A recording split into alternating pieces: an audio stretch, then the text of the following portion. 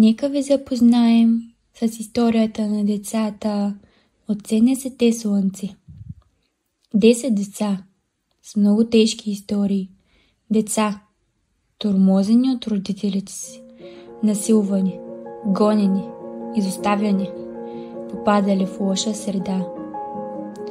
Заобградени са от наркомани, стояли на студ по цели дни и цели нощи. Просили пари, за да сложат зала хляб в стомаха си. Ние се появихме в техния живот като лъч светлина. Помагаме им физически и психически. Помагаме им и разговаряйки с тях, насърчаваме ги да не се отказват и да бъдат много упорити.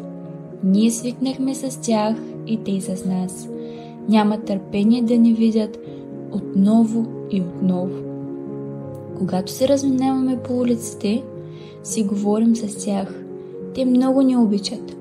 Всеки път разменяме много прегръдки, усмивки и много емоции. Плачат от щастие, когато ни видят.